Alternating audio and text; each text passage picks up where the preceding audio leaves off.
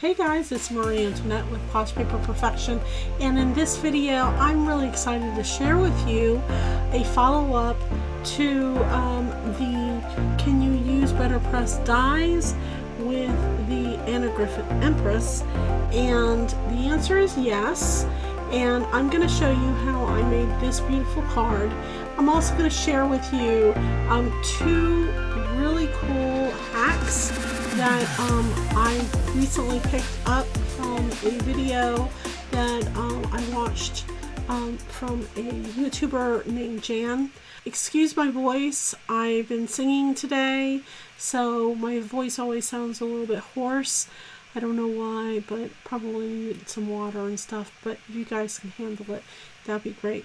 Okay, so my daughter is getting married in April, and I asked her if she would like me to hand make some thank you cards for her.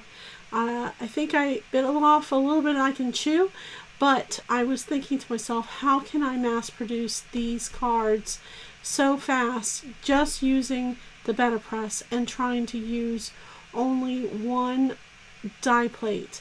Now, here's the thing. When you see what I use, I need to buy another plate glass, okay, to really speed this up and be able to use my Anna Griffin die plate system.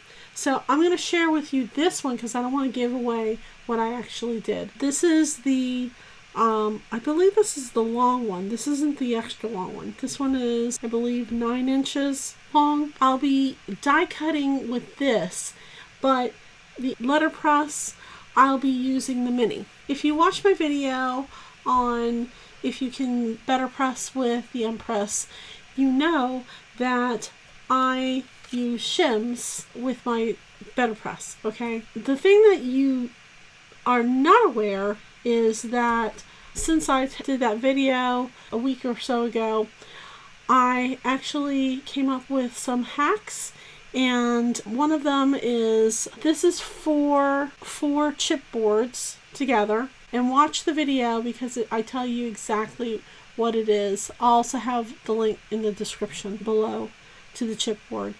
And the thing that was really weighing on me heavily is, how can I get this to not slide around? Well, if you look at this, look at that. It doesn't come off, okay?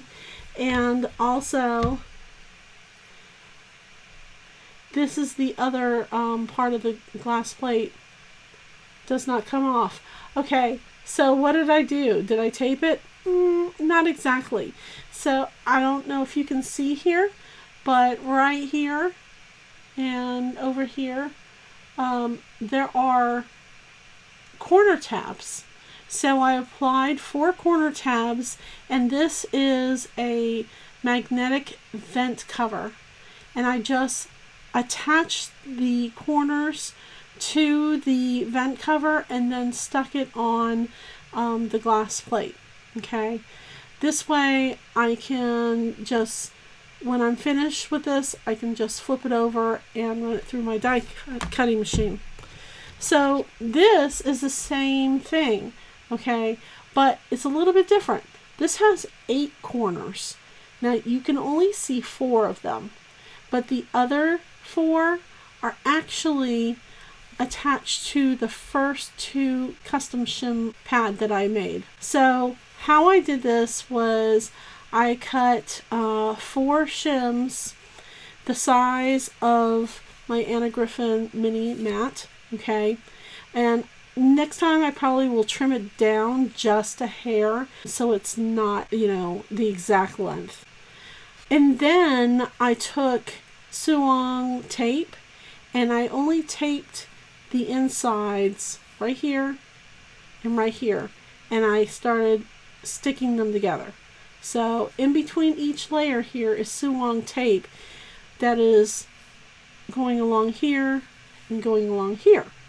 Now that actually became a blessing because when I was using this before, I didn't have the 4 corners in the inside, and so this shim was sliding all over the place and it was creating a mess. This is my very first print, and as you can see, the thank you went double, it just didn't do well at all. So what I did was I pried the two pieces like this, and I fed the bottom two pieces into the photo corner of each side. And because it's taped, it's not going to go anywhere, okay, because it's taped all together.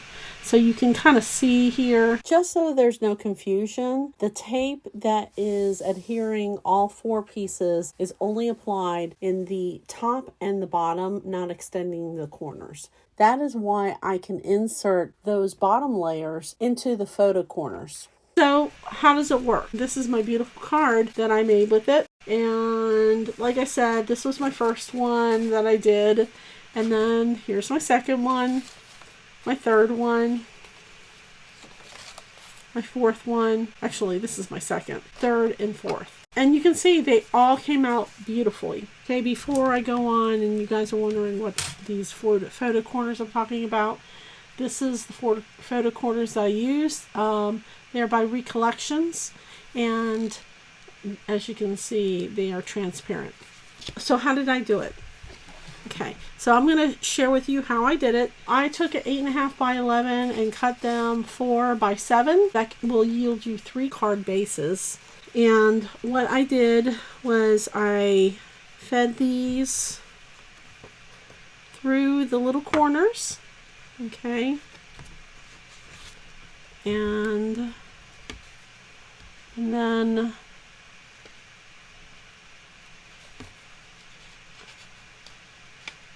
through these corners as well. Okay, I cannot see. I left my phone downstairs, and my lights only turn on when my phone, which is Siri, can hear my voice and say, "Let's craft," and then the lights come on, which is really cool. I love having that feature. But my lights don't come on if I don't have my phone with me. So I'm kind of working in the dark right now. The base is on and not going anywhere.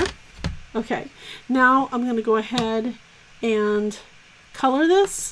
And I'm going to start with black. What I found by doing multiples of these, the color looks better when your plate is dirty. I don't know why, but yeah. This poppy die has a lot of areas that are very hard to get to because of the size of your ink cube. So what I end up doing is using my ink mini brushes and pouncing the color onto the brush and then in those specific areas, like the stems and the sides of the poppy. Applying ink to the sentiment can be tricky because it weighs significantly less than the bigger die. So it's going to move. Make sure when you're pouncing not to twist and pounce, because you will shift the alignment. Once you have your Betterpress plate all inked up, then it's time to create the sandwich. Now, there's a couple of things that you want to make sure not to do. With the Betterpress system, they have the spring, so the sandwich never actually comes together onto the paper. So that die will not touch your paper, and it's actually pressed into it. With this Anna Griffin hack, your paper is going to touch the ink, and it's very important for you not to shift the plates. So to prevent this from happening, what I do is slide my sandwich towards myself and slightly off the edge of the desk. That way I can reach the underside and hold it with enough grip where it's not going to slide back and forth, and guide it into my Empress. One thing that I forgot to mention that you probably noticed was what side I was putting the die on. So I have my paper on the bottom part of the sandwich, and the top part of my sandwich is my magnet and my die plate. This is the way that I feed it through my Empress, and it has worked for me all of the time.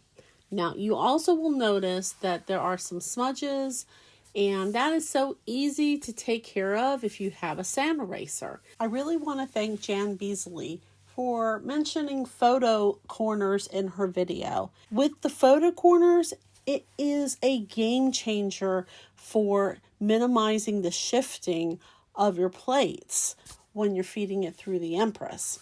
I love it so much, I'm actually going to buy a second pair of plates just so I don't have to take the corners off every single time I need to die cut.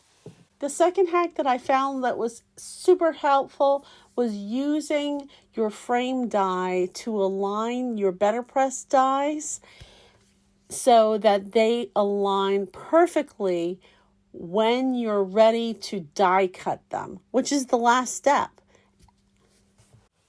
And in case you're wondering, I am using SpellBinders 5x7 Matting Basics A and B.